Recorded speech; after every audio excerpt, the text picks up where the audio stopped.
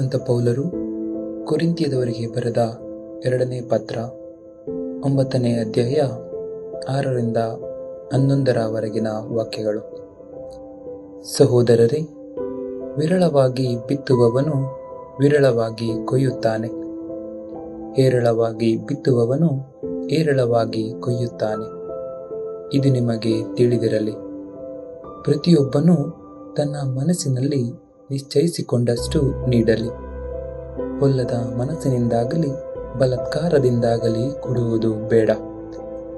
ನಗುನಗುತ್ತಾ ನೀಡುವವನನ್ನು ದೇವರು ಪ್ರೀತಿಸುತ್ತಾರೆ.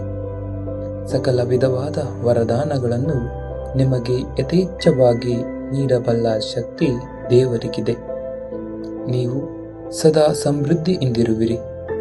ಹೀಗೆ ಸಕಲ ಸತ್ಕಾರ್ಯಗಳಿಗೆ ಹೃತ್ಪೂರ್ವಕವಾಗಿ ನೆರವಾಗುವಿರಿ. ಬಡವರಿಗೆ ಧಾರಾಳವಾಗಿ ನೀಡುವನು ಅನವರತ ಇರುವುದು ಅವನ ದಾನ ಧರ್ಮದ ಫಲವು ಎಂದು ಪವಿತ್ರ ಗ್ರಂಥದಲ್ಲಿ ಬರೆದಿದೆ. ಬಿತ್ತುವವನಿಗೆ ಬೀಜವನ್ನು, ಉಣ್ಣುವವನಿಗೆ ಊಟವನ್ನು ಒದಗಿಸುವ ದೇವರು ಬಿತ್ತನೆಗೆ ಬೇಕಾದ ಬೀಜವನ್ನು ನಿಮಗೂ ಕೊಟ್ಟು ಅದನ್ನು ಬೆಳೆಸುವರು. ನಿಮ್ಮ ದಾನ ಧರ್ಮದ ಫಲಗಳು ಸಮೃದ್ಧಿಗೊಳ್ಳುವಂತೆ ಮಾಡುವರು. ನೀವು ಸದಾ ಉದಾರಿಗಳಾಗಿರುವಂತೆ ನಿಮ್ಮನ್ನು ಎಲ್ಲ ವಿಧದಲ್ಲೂ ಸಿರಿವಂತರನ್ನಾಗಿ ಮಾಡುವರು. ನಿಮ್ಮ ಕೊಡುಗೆ ನಮ್ಮ ಸೇವೆಯ ಮೂಲಕ ಬೇರೆಯವರಿಗೆ ತಲುಪಿ ಅವರನ್ನು ದೇವರು ಕೃತಜ್ಞತೆಯಿಂದ ಸ್ಮರಿಸುವಂತೆ ಮಾಡುವುದು.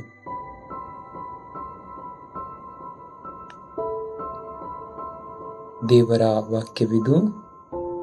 ದೇವರಿಗೆ ಕೃತಜ್ಞತೆ ಸಲ್ಲಲಿ.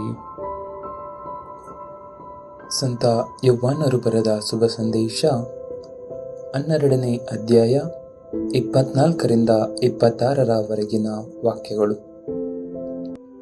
ಆ ಕಾಲದಲ್ಲಿ ಯೇಸು ತಮ್ಮ ಶಿಷ್ಯರಿಗೆ ಹೀಗೆಂದರು, ನಾನು ನಿಮಗೆ ಸತ್ಯವಾಗಿ ಹೇಳುತ್ತೇನೆ, ಗೋಧಿಯ ಕಾಳು ಭೂಮಿಯಲ್ಲಿ ಬಿದ್ದು ಸಾಯದಿದ್ದರೆ ಅದು ಒಂಟಿಯಾಗಿ ಉಳಿಯುತ್ತದೆ. ಅದು ಸತ್ತರೆ ಮಾತ್ರ ಸಮೃದ್ಧಿಯಾದ ಫಲವನ್ನು ಕೊಡುತ್ತದೆ. ತನ್ನ ಪ್ರಾಣವನ್ನು ಪ್ರೀತಿಸುವವನು ಅದನ್ನು ಕಳೆದುಕೊಳ್ಳುತ್ತಾನೆ. ತನ್ನ ಪ್ರಾಣವನ್ನು ಈ ಲೋಕದಲ್ಲಿ ದ್ವೇಷಿಸುವವನು ಅದನ್ನು ನಿತ್ಯ ಜೀವಕ್ಕಾಗಿ ಕಾಯ್ದಿರಿಸಿಕೊಳ್ಳುತ್ತಾನೆ. ನನ್ನ ಸೇವೆ ಮಾಡಬೇಕೆಂದಿರುವವನು ನನ್ನನ್ನು ಹಿಂಬಾಲಿಸಲಿ. ಆಗ ನಾನಿರುವಲ್ಲಿಯೇ ನನ್ನ ಸೇವಕನೂ ಇರುತ್ತಾನೆ.